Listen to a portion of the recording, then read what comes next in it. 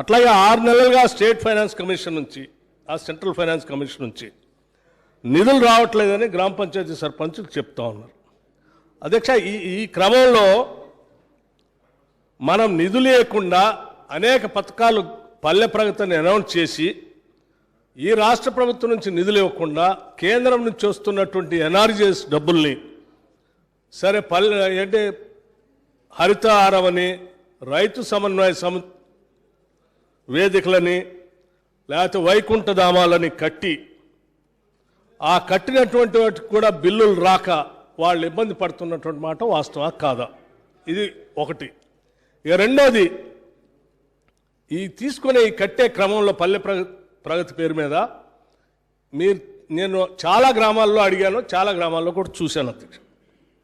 ఆనాటి ప్రభుత్వాలు పేదలకు పంచినటువంటి భూములు మీరు వీటి పేరు మీద తీసుకొని వాళ్ళకి అసలే తినడానికి తిండి లేదు, ఉన్న భూమిని ప్రభుత్వాలు ఇచ్చిన భూమిని కూడా మీరు వెనక్కి లాక్కొని వాటిల్లో కట్టుకుంటూ వాళ్ళకి అన్యాయం చేస్తున్నటువంటి మాట కూడా వాస్తవం.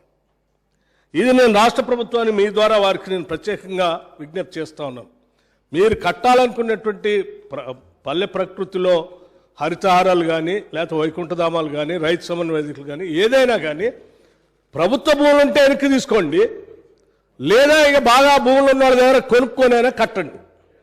ఏ భూమి లేనటువంటి దళితులకో గిరిజనులకో బలహీన వర్గాలకు ఇచ్చినటువంటి భూముల్ని వెనక్కి లాక్కొని కట్టొద్దు అనేది మాత్రం నేను చాలా స్పష్టంగా ప్రభుత్వానికి విజ్ఞప్తి చేస్తున్నాను. రాత్రి అన్నారు వారు, మాకు రేపటికి ప్రిపేర్ కావాలంటే కొద్దిగా మాకు టైం కావాలి, కొద్దిగా మాకు కూడా అలసిపోయి ఉన్నాం అన్నారు. అలసటలోనే బడలికలోనే పాపం వారు తనను తానే కాంట్రడిక్ట్ చేసుకుంటూ మాట్లాడుతున్నారు. మొదలుపెట్టినప్పుడు ఉపన్యాసం ఏమన్నారు సార్, ప్రోగ్రాంలు పెట్టారు నిధులు ఇవ్వలేదు ఫస్ట్ స్టేట్మెంట్. కరెక్ట్గా అర సెకండ్ తర్వాత మళ్ళీ నిధులకు బిల్లులు రావడం లేదు అంటారు. నిధులు ఇవ్వకపోతే మరి బిల్లుల ప్రశ్న ఎక్కడి నుంచి వస్తుంది సార్? నిధులు ఇవ్వలేదని వారే మాట్లాడతారు, బిల్లులు రావడం లేదు ఆయనే మాట్లాడతాడు. రెండోది వినండి వినండి వినండి వినండి వినండి రెండోది ఏమంటారు సార్, అసలు ఏమీ పని జరగలేదు, నా పాదయాత్రలో చూసినా ఏమీ జరగలేదన్నారు. ఇప్పుడు మళ్ళీ వాళ్ళే ఏం చెప్తున్నారు, వైకుంఠ ధామాలకు హరితహారాలకు నర్సరీలకు డంప్ యార్డులకు అన్నిటికీ అన్ని ల్యాండ్స్ గుంజుకున్నారని ఆయనే చెప్తాడు. సరే ఏదో కాంట్రాడిక్ట్ చేసుకోకండి, మీది మీరే కాదు మీరు అలసిపోయినట్టున్నారు. బట్టి గారు బాగా పాదయాత్ర చేసి బాగా అలసిపోయినట్టున్నారు. మీరు కొద్దిగా ఆలోచించి కాదు మీరు వేరే మెంబర్లకు అవకాశం ఇవ్వండి. మా సీతక్క చక్కగా మాట్లాడుతుంది, అవకాశం ఇవ్వండి. మీరు బాగా అలసిపోయినట్టున్నారు, మీది మీరే ఒక సెకండ్లో నిధులు ఇవ్వలేదంటారు, నెక్స్ట్ ఏమో నిధులు విడుదల కావడం లేదంటారు, చేసిన పనులకు బిల్లులు వస్తలేవంటారు, ఒకసారి ఏమో అసలు ఏం పని జరగలేదంటారు, ఇంకోసారి ఏమో ఇన్ని పనులకు భూములు గుంజుకుంటున్నారంటారు. మీది మీరు కరెక్ట్గా ఏదో క్లారిటీకి రండి. ఇప్పుడు మీ పార్టీలో క్లారిటీ లేదు, మీకు క్లారిటీ లేదు, ఫ్రస్ట్రేషన్. మీరు ఇక్కడ మీరు కూర్చుంటే మీకేమో గాంధీ భవన్లో గోతులు దవ్వుతున్నారు వెనకాల. మీ బాధ మేము అర్థం చేసుకోగలుగుతాం బట్టి గారు, మీ బాధ మేము అర్థం చేసుకోగలుగుతాం. కానీ ఇంత కన్ఫ్యూజన్ పనికిరాదు మనిషికి. ఇంత కన్ఫ్యూజనా? మీరు ఏదో ఒకటి క్లియర్గా చెప్పండి. ఈ ప్రభుత్వం పనిచేస్తోంది, వైకుంఠ ధామాలు కట్టింది, హరిత వనాలు కట్టింది, హరిత హారాలు చేస్తున్నది, ఇంటింటికి నల్లా నీళ్ళు ఇచ్చింది, రైతు వేదికలు కట్టింది, శభాష్ అనండి అయితే. లేదా ఏమీ జరగలేదు అని అట్లన్నా చెప్పండి. మీది మీరే కన్ఫ్యూజ్ అవుతూ ఇంకొని కన్ఫ్యూజ్ చేయబాకండి విజ్ఞప్తి. కొండాయి అనేటువంటి గ్రామంలో 7 ముస్లిమ్స్, ఒక ఆదివాసీ కుటుంబం, అదేవిధంగా లక్ష్మీదేవిపేటలో పట్టినటువంటి ఏదైతే వర్షపాతం ఉందో అక్కడ ఒక దళిత కుటుంబం 3 కొట్టుకుపోయారు, ఇంకా బాడీస్ కూడా దొరకనటువంటి పరిస్థితి. గోవిందరాపేట మండలం ప్రాజెక్ట్ నగర్లో కూడా ఒక ముస్లిం ఫ్యామిలీ, టోటల్గా 10 ముస్లిమ్స్ చనిపోయారు, 2 ఆదివాసులు, ఒక దళిత కుటుంబం. వాళ్ళు వరదలలో కొట్టుకుపోయి చనిపోయారు, కట్టుబట్టలతో మిగిలిన వాళ్ళు ఉన్నారు. వాళ్ళ జీవనం ఎట్లా జరగాలి, తక్షణ సాయం ఇంతవరకు అందనటువంటి పరిస్థితి. అదే కాకుండా సార్, ఇంకా మాకు మొత్తం జంపన్న వాగంబటి ఈ వరద ఉధృతికి దాదాపుగా 14-15 గ్రామాలు అటు ఇటు మొత్తం పొలాలు మొత్తం కొట్టుకపోయినాయి. అంటే పొలాలు కాకుండా అవి ఇసుక మేటలు పెట్టడంతో పాటు మొత్తం రాళ్ళు తేలినటువంటి పరిస్థితి. వాటిని ఎట్లా చదును చేసుకోవాలి, రైతులకు ఒక భరోసా ఇవ్వండి. అదేవిధంగా గొర్రెలు బర్రెలు అన్నీ కూడా పోయినాయి. తర్వాత చిన్న స్మాల్ వెండర్స్ ఎవరైతే ఉన్నారో ఆడ మేడారం జాతర దగ్గర వ్యాపారస్తులు కూడా, ఆ రోడెంబటి చాలా దుకాణాలు ఉంటాయి, వాళ్ళందరూ కూడా సర్వస్వం కోల్పోవడం జరిగింది. కాబట్టి దయచేసి నేను రాజకీయాలు ఏం మాట్లాడడం లేదు. అదేవిధంగా పశు సంపద కానీ, పంట నష్టం కానీ, మనుషులు చనిపోయిన వాళ్ళు కానీ, ఇండ్లు పోయిన వాళ్ళది కానీ తక్షణంగా మీరు ప్రకటిస్తారని మేము ఎంతో ఆవేదనతో ఆశతో ప్రజలు ఎదురు చూస్తూ ఉన్నారు. వారం రోజులు అయింది, ఇప్పటి వరకు ఇంకా కేసీఆర్ గారు వచ్చినాకనే చెప్తారంటే దీనంతా కేటీఆర్ గారు మానిటరింగ్ చేసిర్రు. అంటే ఈ 2-3 రోజులు మరి ఆ ప్రకటన మీరు చేయాల్సింది ఉండే. అంతసేపు పాతది మీరే అంటున్నారు. గతంలో ఎప్పుడు పడనంత వర్షపాతం పడ్డది. అప్పుడు ఇచ్చిన నష్టపరిహారానికి, అప్పుడున్న ధరలకు, ఇప్పుడున్నటువంటి నష్టాన్ని మీరు అంచనా వేసుకొని ఇవ్వాల్సిన అవసరం ఉంటుంది. కాబట్టి దయచేసి మా ప్రజల తరపున ఇప్పుడు అందరు పునరావాస కేంద్రాలలో ఉన్నారు. మళ్ళీ ఇండ్లు పోయి అక్కడే ఉండాలంటే ఇండ్లలో పాములు ఉన్నాయి. ఆల్రెడీ 2-3 కుట్టినాయి కూడా పాములు, తేళ్ళు, వాగులు, వంకరలు వచ్చినాయి. వాళ్ళని లోతట్టు ప్రాంతాలకు తరలించాల్సిన లోతట్టు ప్రాంతాల నుంచి ఎత్తైన ప్రాంతాలకు కూడా తరలించాల్సిన అవసరం కూడా ఉంది. లాస్ట్ టైం సీఎం గారు వచ్చినప్పుడు కూడా చెప్పిండ్రు, కానీ అక్కడ మాకు ఫారెస్ట్ వాళ్ళకి ఎప్పుడు ఆ యుద్ధం జరుగుతుంది. దయచేసి ఒక స్పష్టత కలెక్టర్లకు, ఒక జీవోను ఏదైతే ముంపు ప్రాంతాల వాళ్ళు గోదావరి కావచ్చు, జంపన్న వాగు కావచ్చు ఉన్నారో ఈ ప్రాంతాల వారికి ఒక స్పెషల్ ప్యాకేజ్ కింద ఇండ్ల స్థలాలు, వాటితో పాటు ఇండ్ల నిర్మాణానికి ఒక స్పెషల్ జీవో ఇస్తారా, ఆర్డర్ ఇస్తారా, ఎట్లా చేస్తారా అదొకటి సార్. అదేవిధంగా కొండాయిలో ఇప్పుడు బ్రిడ్జి మొత్తం కూలిపోయింది లేదు కాబట్టి మరి ఆ తీగల వంతెన, ఐరన్ తోట ఏదో ఒకటి తాత్కాలికంగా ఇప్పుడు ఆర్ఎన్బి మినిస్టర్ గారికే వస్తుంది. అక్కడ కూడా రోడ్ శాంక్షన్ ఉంది, కానీ ఫారెస్ట్ వాళ్ళు 5 ఏళ్ళ నుంచి చేయనీయట్లేదు.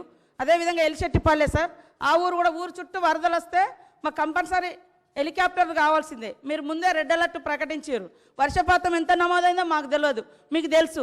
కాబట్టి మీరు ముందు అలర్ట్ చేయాల్సినటువంటి అవసరం ఉండే అధికారులను, కానీ చేయకపోవడం మూలంగా ఈరోజు 15 మంది చనిపోవడం జరిగింది. దయచేసి మా ప్రజలను ఆదుకోవాలని నేను కోరుతా ఉన్నాను. గౌరవనీయులు బట్టి విక్రమార్క గారు, గౌరవనీయులు డాక్టర్ సంజయ్ గారు, గౌరవనీయులు ఈటల రాజేందర్ గారు సభ్యులు చర్చలో పాల్గొని పలు సూచనలు, సలహాలు, కొన్ని విమర్శలు, కొన్ని నిరాధారమైనటువంటి ఆరోపణలు చేశారు అధ్యక్ష. బట్ ఏది ఏమైనా ఒకటి మాత్రం చాలా స్పష్టంగా అర్థమైంది ఏంటంటే అధ్యక్ష, ఇదే సభలో గతంలో మేము ప్రతిపక్షంలో ఉన్నప్పుడు ఎప్పుడైనా వైద్యం మీద చర్చ జరిగితే ఆ రోజుల్లో ఏం చర్చ జరిగేదంటే ప్రభుత్వ దవాఖానాల్లో పాము కాటుకు, కుక్క కాటుకు, తేలు కాటుకు మందులు లేవని, దూది లేదని, సిరంజులు లేవని, గోళీలు లేవని, మందులు లేవని, ఇట్లాంటి చర్చ గతంలో మాట్లాడేవాళ్ళం అధ్యక్ష. కానీ ఈరోజు అటువంటి విషయం ఏ సభ్యుడు కూడా ప్రస్తావించినటువంటి పరిస్థితి లేదు. అంటే వైద్యం మెరుగుపడ్డది అనేటువంటి విషయాన్ని మనం చెప్పకనే చెప్పుకోవచ్చు అధ్యక్ష. అధ్యక్ష, గాంధీజీ గారు ఒక మాట అన్నారు అధ్యక్ష, it is health that is real wealth and not pieces of gold and silver. ఆరోగ్యమే మహాభాగ్యము, ఈ ఆరోగ్యం అనేటువంటిది అన్నిటికంటే ముఖ్యమైనది అనేటువంటి గాంధీ గారు చెప్పినటువంటి మాటను ఇవాళ రాష్ట్ర ముఖ్యమంత్రి వర్యులు గౌరవనీయులు కేసీఆర్ గారు నిజం చేస్తూ ఉన్నారు అధ్యక్ష. గాంధీ గారు కన్న కలల్ని స్వరాష్ట్రంలో ఈరోజు కేసీఆర్ గారు వాటిని నిజం చేస్తూ ఉన్నారు అధ్యక్ష. అధ్యక్ష, మరి గతంలో ప్రభుత్వ ఆసుపత్రికి ఎవరైనా పేదలు వెళ్ళాలంటే డబ్బు లేనటువంటి వాళ్ళు, ఇంకా ఏ ఆధారం లేనటువంటి వాళ్ళు మాత్రమే ప్రభుత్వ ఆసుపత్రికి పోయే పరిస్థితి ఉండేది. ఆ రోజుల్లో ప్రభుత్వ ఆసుపత్రి లాస్ట్ ఛాయిస్ అయితే ఇలా కేసీఆర్ గారి హయాంలో ప్రభుత్వ ఆసుపత్రులకు ఫస్ట్ ఛాయిస్గా మారింది అధ్యక్ష. ఇదేదో నేను నిరాధారంగా చెప్తున్న మాట కాదు. ఆనాడు కాంగ్రెస్ ప్రభుత్వ హయాంలో నేను రాను బిడ్డ సర్కారు దవాఖానకు అనేటువంటి పాటలు వస్తే ఈరోజు పోదాం పద బిడ్డ సర్కారు దవాఖానకు అన్నంత గొప్పగా ఈ ప్రభుత్వం ఆసుపత్రుల్ని బాగు చేసింది అధ్యక్ష. అధ్యక్ష, ఆ రోజు ప్రభుత్వ ఆసుపత్రుల్లో కేవలం 30% మాత్రమే ప్రసవాలు జరిగితే ఈరోజు 70% ప్రసవాలు ప్రభుత్వ ఆసుపత్రుల్లో జరుగుతూ ఉన్నాయి అధ్యక్ష. అంటే సీన్ రివర్స్ అయింది. ఆనాడు 30 గవర్నమెంటు, 70 ప్రైవేటు. కానీ ఈరోజు 70 గవర్నమెంట్ హాస్పిటల్లో జరుగుతూ ఉంది, 30% మాత్రమే ప్రైవేట్ ఆసుపత్రికి పోతున్నటువంటి పరిస్థితి అధ్యక్ష. అధ్యక్ష, ఈ రకంగా జరుగుతుందంటే ఇదేదో ఈ ప్రభుత్వం మ్యాజిక్ చేస్తానో, మంత్రం వేస్తానో, మేమేదో మాటలు చెప్తే జరిగింది కాదు. గౌరవ ముఖ్యమంత్రి గారు ఒక ప్రణాళికాబద్ధంగా ఆయన ఒక కమిట్మెంట్తోని, ఒక విజన్తోని ఈ రాష్ట్రాన్ని ముఖ్యమంత్రి గారు ముందుకు తీసుకుపోతా ఉన్నారు. యాక్చువల్గా మొదటి 5 సంవత్సరాల్లో గౌరవ ముఖ్యమంత్రి గారు కొత్త రాష్ట్రం ఏర్పడ్డది, ఎన్నో ఆశలతో ప్రజలు ఉన్నారు. గత సమైక్య రాష్ట్రంలో ఆనాటి పాలకుల పాలనలో గూడు చెదిరిన పక్షుల్లాగా ఈ రాష్ట్ర ప్రజలు అయిపోయినారు. ఈ రాష్ట్ర ప్రజలకు ఏం కావాలని బాగా ఆలోచించిన ముఖ్యమంత్రి గారు మొదటి 5 సంవత్సరాల్లో సంక్షేమ రంగం మీద, వ్యవసాయ రంగం మీద, విద్యుత్ రంగం మీద, మరి అదేవిధంగా త్రాగునీటి అవసరాలు తీర్చడానికి, సాగునీటి అవసరాలు తీర్చడానికి, పిల్లలకు ఉద్యోగాలు రావాలని ఐటీ, ఇండస్ట్రీ లాంటి రంగాల మీద గౌరవ ముఖ్యమంత్రి గారు మొదటి 5 సంవత్సరాల్లో బాగా దృష్టి పెట్టారు.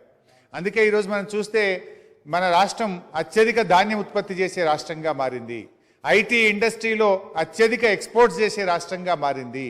పవర్ డెఫిషియెంట్గా ఉన్న రాష్ట్రం పవర్ సర్ప్లస్ రాష్ట్రంగా ఇవాళ ముఖ్యమంత్రి గారు మార్చే దిశగా అడుగులు వేస్తూ ఉన్నాము. అంటే ఈ రకంగా సంక్షేమం, ఇవాళ సంక్షేమంలో తెలంగాణ పథకాలు దేశానికే మోడల్గా మారినాయి. అంటే మొదటి 5 సంవత్సరాలు ముఖ్యమంత్రి గారు కొత్త రాష్ట్రం, ప్రజల ఆకాంక్షలు, ప్రజల అవసరాలు, మనం వాటి వైపు మొదటి దశలో అడుగులు వేసినాం అధ్యక్ష. రెండవ టర్మ్ గెలవగానే గౌరవ ముఖ్యమంత్రి గారు విద్య మీద, వైద్యం మీద ప్రత్యేకమైన ఫోకస్ పెట్టినారు. ఈ 5 ఏళ్లలో విద్య మీద, వైద్యం మీద ఫోకస్ పెట్టి అడుగులు వేస్తున్నాం.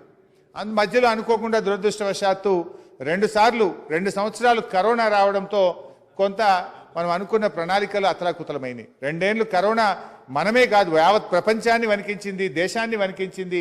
ప్రణాళికలు కింద మీద అయినాయి.